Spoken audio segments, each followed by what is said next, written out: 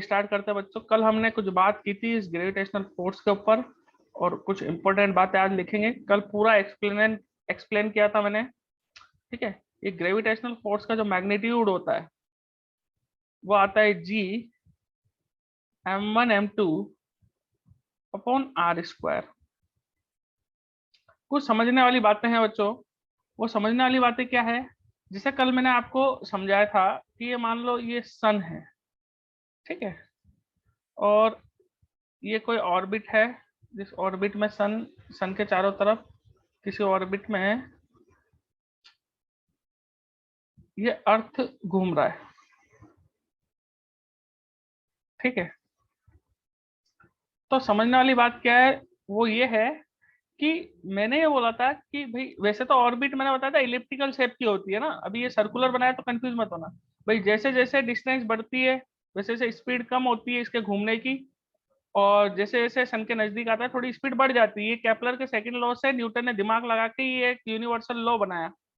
अब सुनो बच्चों, मजेदार बात ये है कि ये जो सन है, ये जो सन है और ये अर्थ है, ये कभी भी ये, ये कभी भी अपनी पोजीशन को चेंज नहीं करते इन द सेंस, ये अर्थ ऐसा नहीं होगा कि इसका जब बस चले ये दूसरी ऑर्बिट में जंप मार जाए, या इसका बस चले तो यहाँ पे सन के नजदीक वाली ऑर्बिट में आ जाए। नहीं, ऐसा नहीं होगा। ऐसा क्यों नहीं हो रहा? इसका रीजन ये ग्रेविटेशन फोर्स ही है। यानी कहने का मतलब इस सन और अर्थ के बीच में एक फोर्स एक्ट कर रहा है जो इन दोनों को एक दूसरे को बांधे हुए है अपनी पोजीशन पे। अब जब बांधे हुए हैं, इसका मतलब मैं ये बोल सकता हूँ ये जो फोर्स एक्ट हो रहा होगा इनके बीच में, ये किस टाइप का फोर्स होगा? अट्रैक्टिव टाइप का फोर्स। ये बात चमकी या नहीं चमकी बच्चों? आप लोगों को जरा बताओ मुझे, ये अट्रैक्टिव क्यों बोला मैंने? ये बात समझ में आई? Yes sir. Very good. इसीलिए अगर आप किसी किताब में देखोगे, कुछ बुक्स के अंदर आपको फॉर्मूला ऐसे मिलेगा -G m1 m2/r²। तो आपको कंफ्यूज नहीं होना है, रियल में फॉर्मूला यही होता है -G m1 m2/r²। रियल में यही फॉर्मूला था, लेकिन मैंने यहाँ पे मोड लगा दिया। मोड, ये आपको वेक्टर में मास्टर ने बताया होगा, मॉड्यूलस बोलते हैं इसको, मॉड्यूलस ऑफ वेक्टर बोलते हैं। यानी मोड लगाने से केवल न्यूमेरिकल वैल्यू जो होती है वो उस फोर्स के मैग्नीट्यूड को रिप्रेजेंट करती है, बस। तो मोड लगा दिया तो मेरे को माइनस लगाने की जरूरत नहीं है, क्योंकि मोड लगाने से ऑटोमेटिकली सारी क्वांटिटीज पॉजिटिव न्यूमेरिकल नंबर में कन्वर्ट हो जाती है। तो इसको सॉल्व करेंगे तो कोई ना कोई न्यूमेरिकल वैल्यू आएगी ना, तो कहीं कहीं पे ऐसे मिलेगा। तो ये नेगेटिव साइन क्या शो करता है, इसको लिखो, it represents the attraction only. यानी ये बता रहा है कि जो फोर्स लग रहा है, यानी ग्रेविटेशन फोर्स जो होता है वो अट्रैक्टिव नेचर का होता है। ठीक है साहब। अब मैं यहाँ पे नोट डाल के कुछ पॉइंट्स लिखता हूँ जो आपको लिखने हैं सेम एज इट इज। पहला पॉइंट इस ग्रेविटेशन फोर्स के बारे में, ये जो फोर्स होता है ये अट्रैक्टिव नेचर का होता है, ऑलवेज, हमेशा, या अट्रैक्टिव नेचर का होता है, पहली बात। दूसरी बात ये जो ग्रेविटेशन फोर्स एक्ट कर रहा है, ये दोनों ऑब्जेक्ट्स जो स्पेरिकल ऑब्जेक्ट्स लिए, इनके सेंटर से सेंटर को मिलाने वाली लाइन के अलोंग लगता है ये ग्रेविटेशन फोर्स। यानी this force acts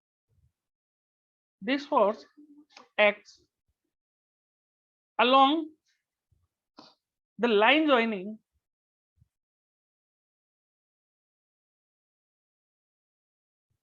of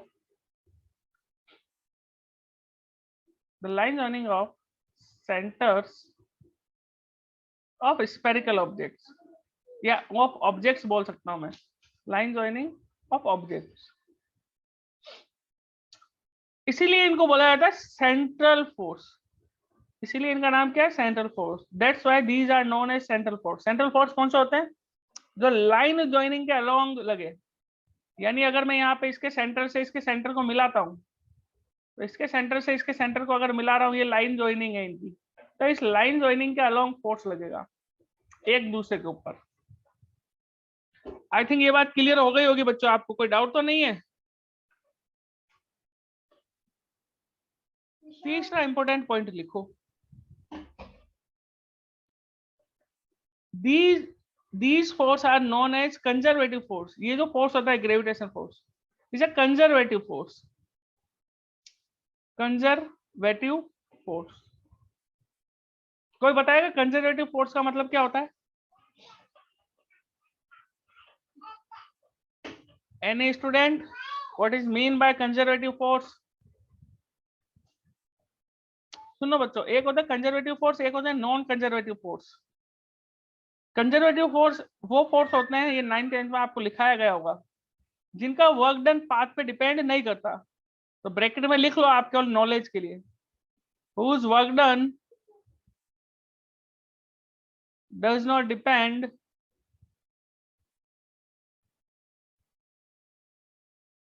on path। यानी वर्क डन अगर पाथ पे डिपेंड नहीं करता तो वो कंजर्वेटिव फोर्स कहलाते हैं।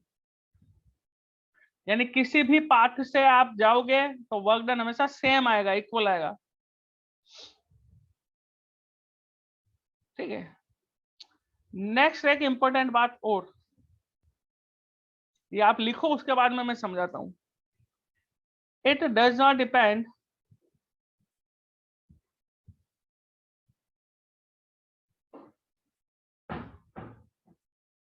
on the medium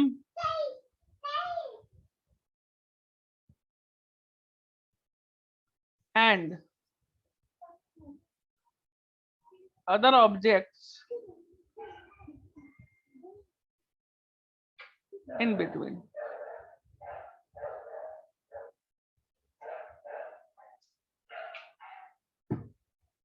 It does not depend on medium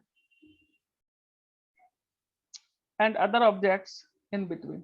इसका मतलब क्या है बच्चों, ध्यान से समझते हैं। ये लिख लिया सबने, रफ कर दूं? Yes sir. Very good. ये वाला पॉइंट हमने कल केवल बात करी थी इस पॉइंट के बारे में, लेकिन ज्यादा चर्चा नहीं करी थी, तो इसकी चर्चा अभी कर लेते हैं। देखो, मान लो ये अर्थ है और ये सन है।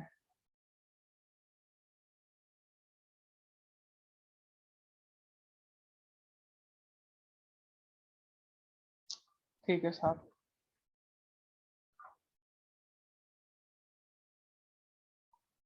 ये सन का सेंटर है, ये अर्थ का सेंटर है ना, घूम रहा है अर्थ चारों तरफ, ये सन है, ये अर्थ है। ठीक है, अब सोचो बच्चों, इन दोनों के बीच में फोर्स एक्ट कर रहा है ना, ग्रेविटेशन फोर्स एक्ट कर रहा है।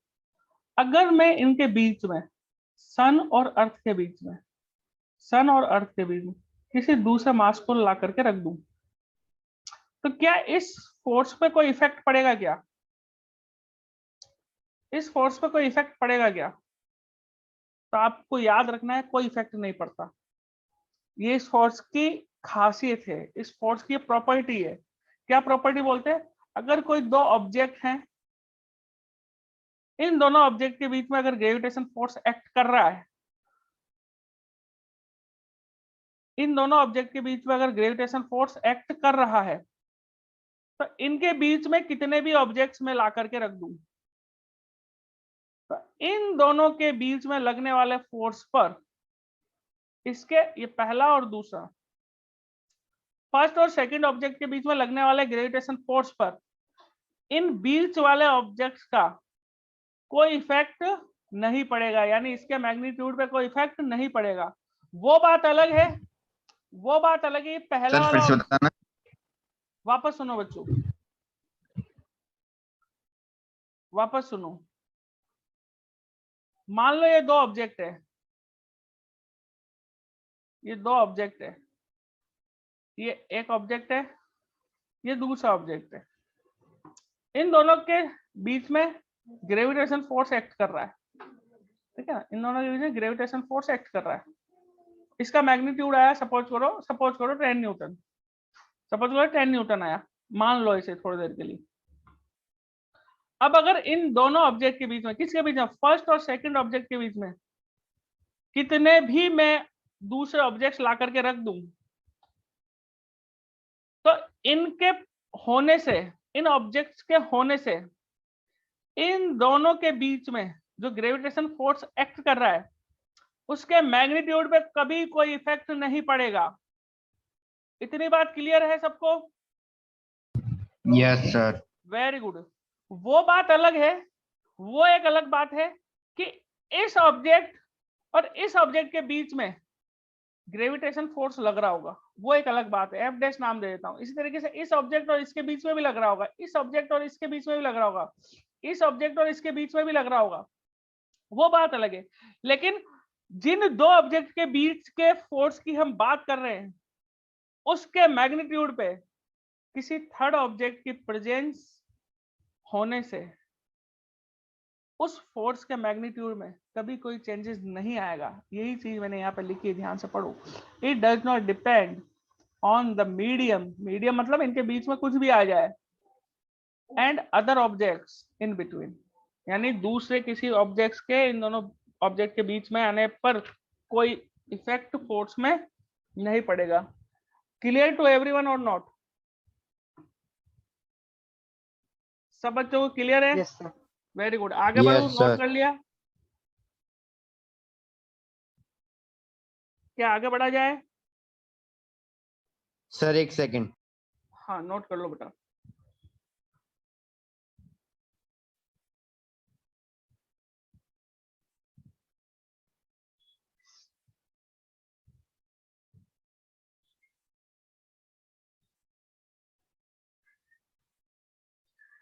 Clear to everyone? Yes, sir. Very good. Yes, sir. अब आगे थोड़ी सी कुछ बातें समझते हुए जाना बच्चों। मैं इसको रफ करता हूँ। अब ये जो बातें बोल रहा हूँ इसको आज ही समझना। क्यों समझना आज ही? क्योंकि आने वाले टाइम में आप +2 में भी आओगे, ठीक है ना? तो +2 में ये सेम चीजें आप याद करोगे कि हाँ सर आपने +1 में हमें ये चीजें पढ़ाई थी। क्या पढ़ाई है आपको? देखना, हमने बोला ये कोई दो ऑब्जेक्ट हैं। इस पहले वाले का मास है m1, दूसरे वाले का मास है m2। इन दोनों के बीच में एक फोर्स एक्ट कर रहा है, वो फोर्स मेरा है अट्रैक्टिव नेचर का। कैसा? अट्रैक्टिव, अट्रैक्टिव नेचर का है। यानी कहने का मतलब सर, ये पहला वाला ऑब्जेक्ट, ये फर्स्ट ऑब्जेक्ट, ये दूसरा ऑब्जेक्ट, ये फर्स्ट ऑब्जेक्ट इस सेकंड ऑब्जेक्ट को अपनी तरफ अट्रैक्ट कर रहा होगा, खींच रहा होगा।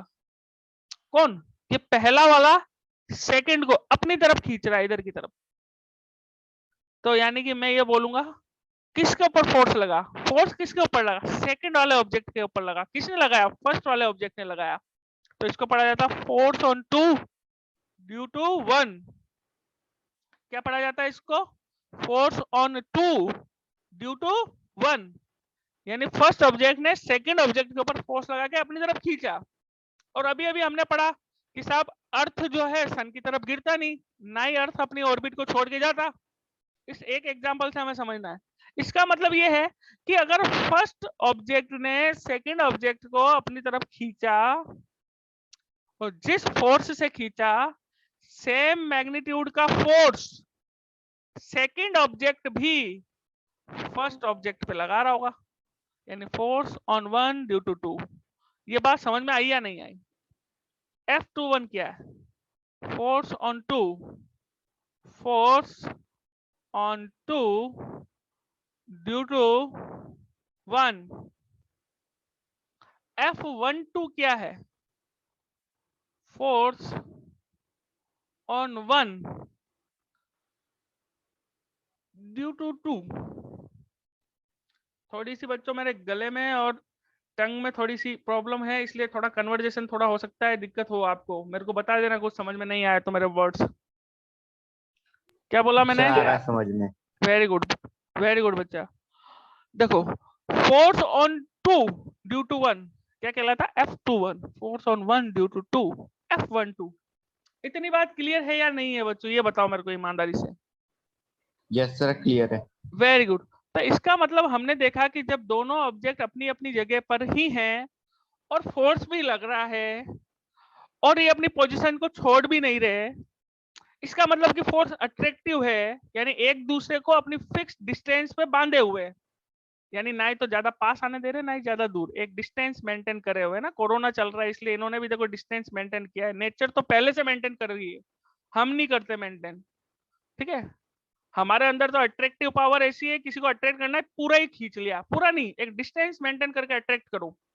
तो जैसे अट्रैक्ट किया इस नेचर ने, तो हमें एक बात यहाँ से समझ में आई कि force on one due to two equals to है मैग्नीट्यूड में force on two due to one के, इनका मैग्नीट्यूड आपस में बराबर है, बट एरो का साइन एक में इधर है और दूसरे में इधर है।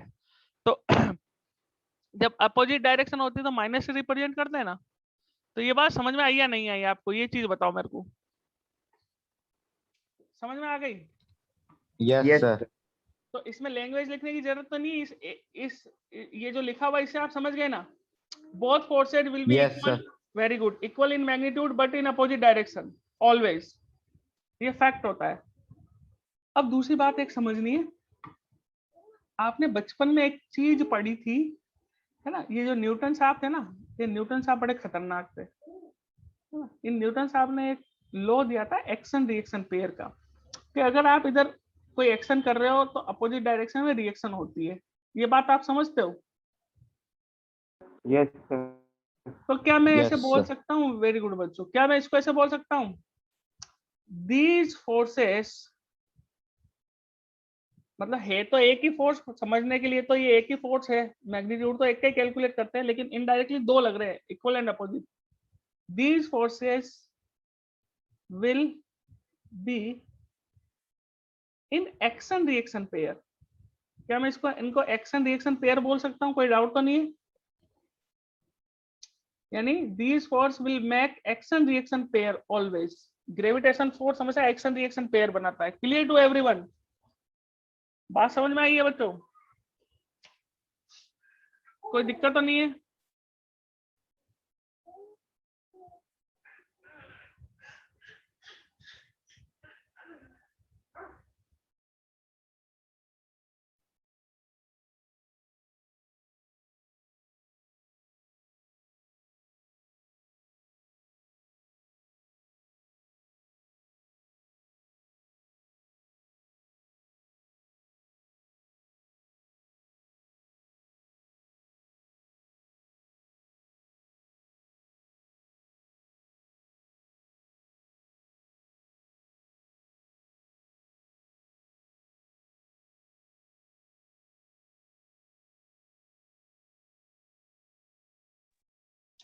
बच्चों आवाज आ रही है मेरी clear?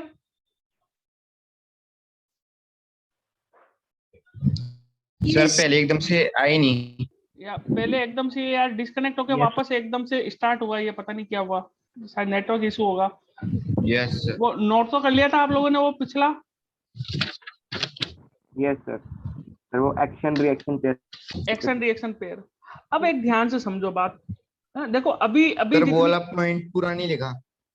These sectors will be in action के बाद फिर नहीं लिख पाया। these forces will act as a reaction action reaction pair. These forces will be act as action reaction pair. यहां तक लिख लिया? Yes, sir. अब Very लिख good. लिया। आगे बढ़ता हूं। देखो अभी बच्चों इन प्रॉपर्टीज को अगर ध्यान से समझ लोगे ना, आगे जितने भी लेवल के क्वेश्चंस करेंगे अपन को दिक्कत नहीं आएगी। देखो सारी प्रॉपर्टी समझनी है सारी। देखो अपने पास यहाँ पे एक कांस्टेंट आ रहा था जी, m1 m2 अपन r स्क्वायर। कोई बताएगा ये जी क्या है? जी ग्रेविटेशन। ग्रेविटेशनल कांस्टेंट, इसको बोलते हैं यूनिवर्सल ग्रेविटेशनल कांस्टेंट।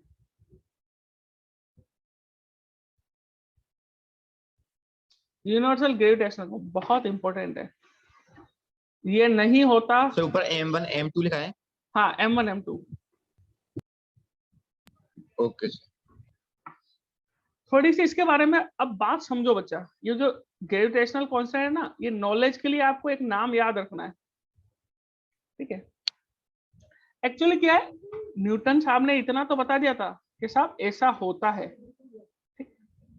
इसके बाद में ये जो कांस्टेंट लगा ना ये बीच में यहाँ पे ये जी, इस जी के ऊपर है ना सालों साल तक बहुत सारे साइंटिस्ट लोगों ने रिसर्च करी और रिसर्च करके इस जी की वैल्यू कैलकुलेट करी, ठीक है ना। तो बहुत सारे साइंटिस्ट लोगों ने इस जी की वैल्यू दी थी। आज आपको मैं रियलिटी बताता हूँ इस जी के बारे में। इस जी के बारे में बहुत सारे साइंटिस्ट लोगों ने अपनी अपनी वैल्यूज रखी, लेकिन उनमें से जो सबसे करेक्ट वैल्यू जिसने निकाली थी उसका नाम था हेनरी कैवेंडिश। उस साइंटिस्ट का नाम क्या था? हेनरी कैवेंडिश, है ना। ये एक ब्रिटिश या इंग्लिश साइंटिस्ट था, ऐसा बोल सकते हैं, एक इंग्लिश साइंटिस्ट था। इसने इस जी की वैल्यू कैलकुलेट करी और इस जी की वैल्यू इसने दी। उस साइंटिस्ट का नाम था हेनरी, ये नाम इनके ऐसे ही होते हैं कैवेंडिश, है ना। हमारे इंडिया में तो ऐसे नाम सिगरेट और पान मसाले के रखे जाते हैं, है ना, कैवेंडिश। तो पर नाम था ये साइंटिस्ट का भी आपको याद रखना है। ये एक साइंटिस्ट था। अच्छा, ये याद क्यों रखना है? आपसे कोई एग्जाम में नहीं पूछेगा, पर नॉलेज के लिए याद रखना है, क्योंकि हम साइंस के स्टूडेंट है, ठीक है। हमें पता होना चाहिए यार, ये आज तक आपको किसी ने बताया नहीं होगा इस जी के बारे में, मैं बताता हूँ आपको।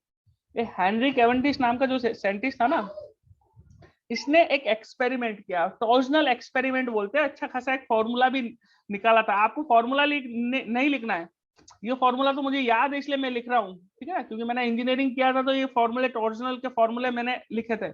इसका फॉर्मूला अच्छा खासा ऐसा आता है, के theta d square upon capital M small M into L, ठीक है ना। ये एक फॉर्मूला आता है। अब ये नोटिफिकेशन से आपको रटने नहीं है, अभी गोली मारो इनको, बस मैं तो बता दिया ऐसे शौक से आपको ना, ताकि नॉलेज हो आपको। ये एक एक्सपेरिमेंट किया था, टॉर्जनल एक्सपेरिमेंट। उस टॉर्जनल एक्सपेरिमेंट से इस जी को कैलकुलेट किया इसने। ये एक स्टैंडर्ड डाटा लिए थे उसने, इन स्टैंडर्ड डाटा में वैल्यूज पुट की, ठीक है ना। टॉर्जन होता है के टाइम्स ऑफ थीटा। टॉर्क पढ़ा है ना आपने, टॉर्क, वैसे टॉर्जन होता है बेंड करना, किसी भी चीज को मोड़ना। तो यहां से इसने जी की वैल्यू कैलकुलेट की। तो ये जी की वैल्यू तो डायरेक्ट आपको पता है, मुझे ये पता है, तो आप इसका डाटा लिख लो। 6.67 into 10⁻⁻11 newton metre square upon kilogram square. ये जी की एक वैल्यू आई। ये कहां से आई? हेनरी कैवेंडिश ने एक टॉर्जनल एक्सपेरिमेंट किया था, उस एक्सपेरिमेंट से इसने जी की वैल्यू कैलकुलेट की थी। ये थोड़ा सा आप ऐसे याद रख लो। क्लियर है बच्चों?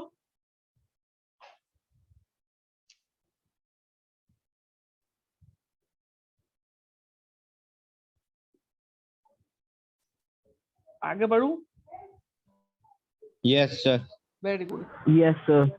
एक नोट डाल के एक चीज शायद लिखाना भूल गया मैंने, कल मैंने इस बात पे चर्चा करी थी खूब, कि जो ग्रेविटेशनल फोर्स होता है ये बेसिकली पॉइंट मासेस पे लगता है ना। बॉडी के जो पॉइंट मास जहां पे कंसीडर करते हैं किसी बॉडी का पॉइंट मास, जहां पे उसका टोटल सेल्फ वेट लगता है, उन पॉइंट्स के बीच में लगता है। तो ये लिख लो आप, ये काम आएगा अभी आगे देखना न्यूमेरिकल सेक्शन में। This force according to Newton, Newton ने ऐसा बोला इसलिए लिख रहे हैं, मैंने नहीं बोला। This force act at center where we assume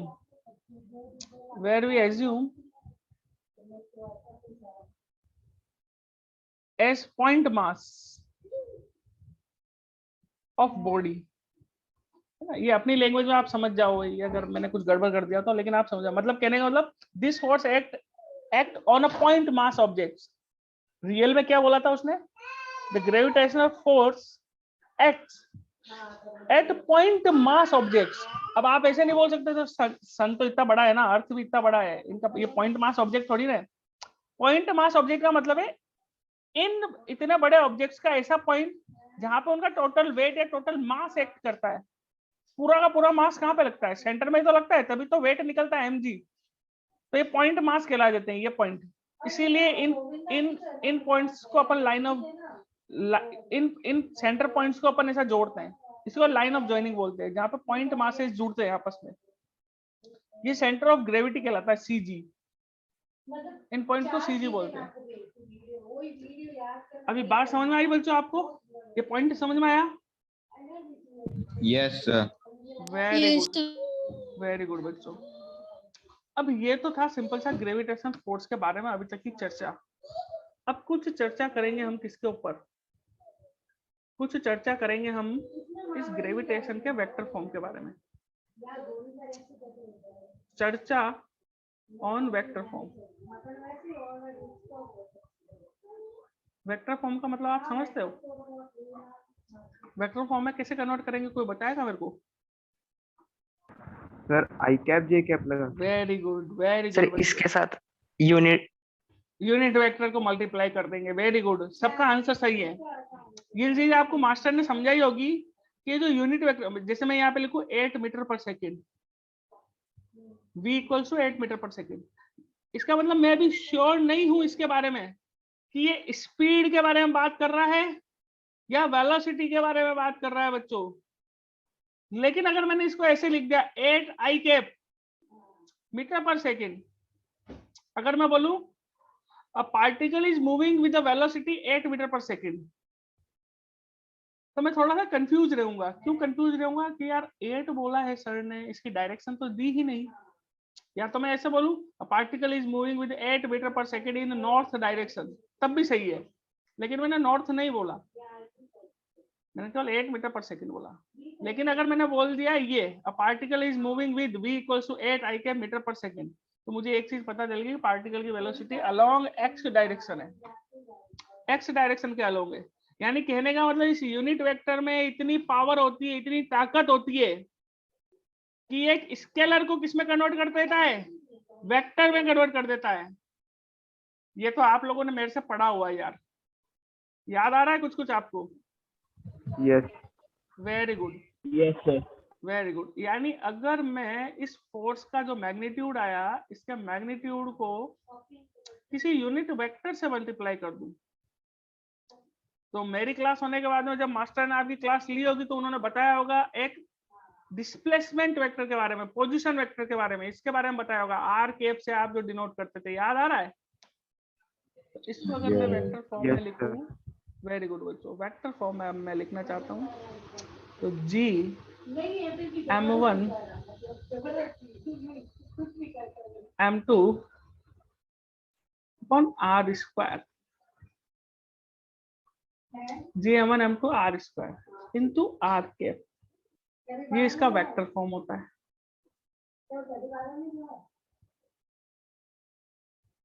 clear है बच्चों आपको?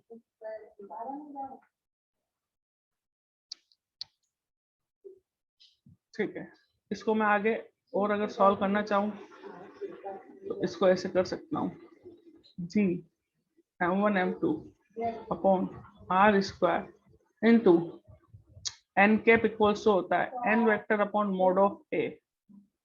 ये चीज आप जानते हो, तो इसको मैं लिख सकता हूं r vector upon mod of r। इस एक r से ये एक r गया, सही है ना बच्चों? इस एक r से एक r गया,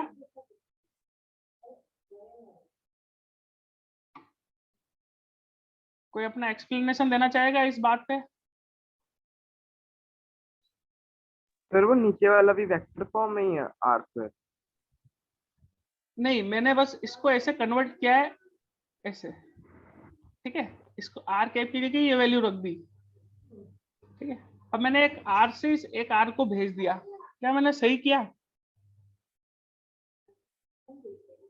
ये आप सोचो, ये किस सर वो डिस्टेंस है सर, वो vector quantity. Very good, sir वो यस सर वो यस वेरी गुड। ये चीज तो आपको क्लियर है ना? ऐसा कभी कर मत देना यार बच्चों, है ना? ये जो आर है ना, ये आर, ये मैं ऐसे लिखूं या मोड ऑफ आर लिखूं, यानी ऐसे, यानी ए लिखूं या मोड ऑफ ए वेक्टर लिखूं, ये किसको रिप्रेजेंट करते हैं? ये मैग्नीट्यूड को रिप्रेजेंट कर। Very good, magnitude. ये तो यार आपको आना चाहिए, देखो वेक्टर आपने पढ़ लिया है ना? ये मैग्नीट्यूड, वेरी गुड। तो इसका मतलब ये और ये तो मैग्नीट्यूड है भाई, इन दोनों का आप मल्टीप्लाई कर सकते हो, चलेगा, चलेगा, है ना? क्योंकि इसका मतलब भी ये जो लिखा है ना, इसका मतलब भी ये है, या तो ऐसे लिखा हो चाहे ऐसे लिखा हो, ये रिप्रेजेंट करता है मैग्नीट्यूड को। किसका मैग्नीट्यूड? इस आर वेक्टर का मैग्नीट्यूड, ऐसे लिखो चाहे ऐसे लिखो, ये रिप्रेजेंट करना आना चाहिए बच्चों। आता है आप लोगों को? कोई बच्चा ऐसा तो नहीं जिसको डाउट हो? ये साइड में लिख दूं मैं? Yes sir. Very good. किसी को डाउट हो तो आता अभी है। बता देना बच्चों, मैं साइड में भी लिख दूंगा, ठीक है? No sir. Very good. तो अभी एक चीज मेरे को यहाँ से समझ में आती है,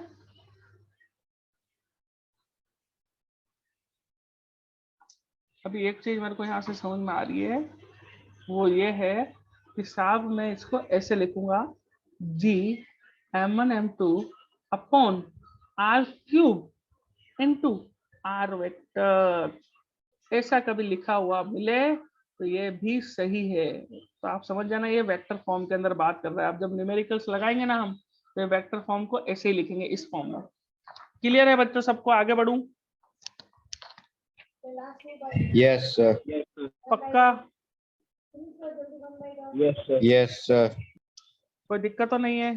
सर हाँ नो बोलो बेटा, सर। बोलो बोलो बच्चा। कोई सर ये रिकॉर्डिंग आप YouTube पर डालते हैं सर? हाँ, ये आपको चैनल पे भी मिल जाएगा बच्चों। सर कौन सा है, किस नाम से है? वो मैं ग्रुप में भेज दूंगा सर- बेटा। अभी अभी मैंने डाली नहीं है, अभी तो मैंने वो वेक्टर वाली, वो फर्स्ट चैप्टर की रिकॉर्डिंग डाली हुई है बस। सर मैं ढूंढी थी, मुझे मिली नहीं। आप ओके सर। आप आपके ग्रुप में नहीं बचा? एक वो मेडिकल नॉन मेडिकल का दूसरा बैच और स्टार्ट हुआ ना, जिसको मैं ले रहा हूँ अभी इवनिंग में, उस वाले ग्रुप में भी डाली थी मैंने। ओके आपको भी लिंक लिंक में भेज दूंगा बच्चा ना। तो ऐसा करना, थोड़ा सब्सक्राइब मार देना यार, थोड़े से लाइक बढ़ जाएंगे और क्या। जरा मार दोगे ना yes subscribe? Sir, yes. Yes sir. हाँ यस यार। सर, सब्सक्राइब लाइक सब होगा। यस सर, मैंने कर रखा है। कर रखा है, वेरी गुड। थोड़ा सा ऐसा कमेंट वमेंट भी डाल देना, झूठे झूठे कमेंट यार, कि सर क्या है यार, सर मजा आ गया, बहुत अच्छा पढ़ाते हो सर, क्या ऐसे झूठे झूठे डाल देना। Okay sir. Okay okay sir. Sir. ना सर, मैं सच अभी समझ में तो आ रहा है ना आपको जो मैं पढ़ा रहा हूँ? Yes sir. Yes sir. Very good बच्चों, आगे बढ़ते हैं। देखो बड़ा आनंद आएगा, देखना अभी आगे, खूब आगे बहुत अच्छे अच्छे कॉन्सेप्ट पढ़ेंगे अभी, देखना अभी तो शुरुआत है।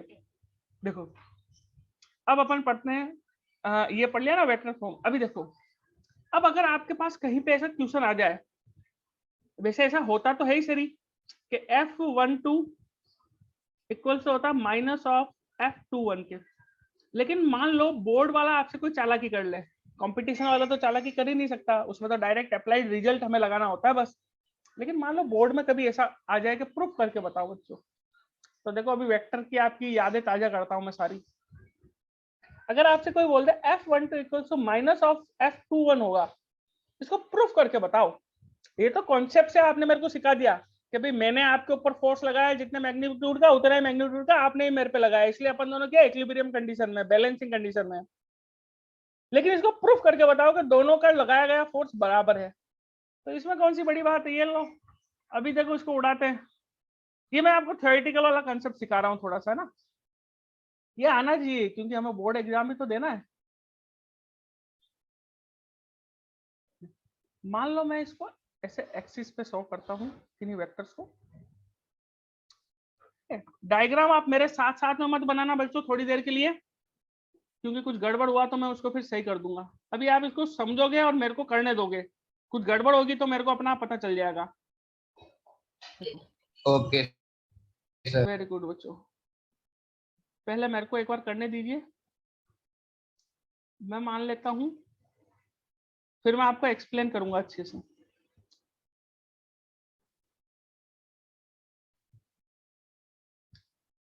ये यहाँ पे ओरिजिन है, ये है ना, ये कोई एक्सिस है, ऐसे एक्सिस पे बना रहे हैं अपन, फ्रेम ऑफ रेफरेंस ले लिया ऐसे कोई एक्सिस है ना। ये एक्सिस अपन ये 2D बना देते हैं, बस ये लाइनें खींचने की जरूरत नहीं। मान लो इस ओरिजिन से R1 पोजीशन पे, ये पोजीशन वेक्टर्स कहलाते हैं, R1 इज पोजीशन वेक्टर, एक मास रखा हुआ है M1, ठीक है। इसी तरीके से इस ओरिजिन से R2 पोजीशन पे एक दूसरा मास रखा हुआ है M2, ठीक है। क्या आप ये चीज जानते हो बच्चों अच्छी तरीके से कि ये और ये जो पॉइंट जब मिलेंगे तो ये कहलाता है displacement vector. Yes. Displacement vector जानते हो आप? Yes very good. डिस्प्लेसमेंट समझते हो ना, दो ऑब्जेक्ट्स के बीच की मिनिमम डिस्टेंस। अभी आप नहीं बनाओगे, अभी मेरे को करने दो। इस लाइन, इन ऑब्जेक्ट्स को मैं बाहर निकालता हूँ, थोड़ा अच्छे से बनाता हूँ। ये M1,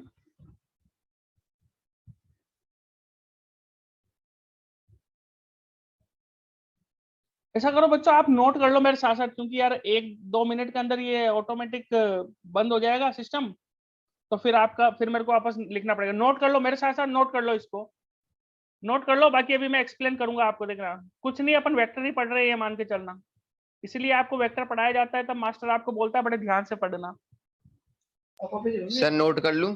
हाँ, नोट करो इसको, डायग्राम, और ये मेरे साथ बना लो, ताकि मेरे को दोबारा नहीं बनाना पड़ेगा। सब बच्चे बना लो बच्चों डायग्राम को। F21 इधर को डायरेक्शन होगी, और आप समझ भी जाओगे जो मैं कर रहा हूँ वैसे। Force on 1 due to 2, F12 इधर को डायरेक्शन होगी।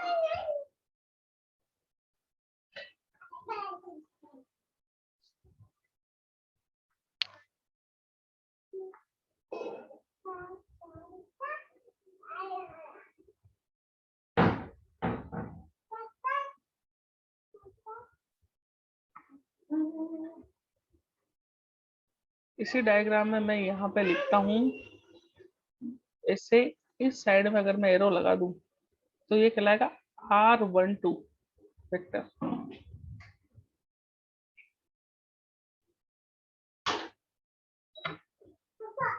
अब मैं यहाँ पर नोटिफिकेशंस को पहले आपको एक्सप्लेन कर देता हूँ। R1 वेक्टर क्या है? पोजीशन। R1 वेक्टर क्या है? Position vector. यानी मैं बोल सकता हूँ position vector of M1। R2 क्या है? Position vector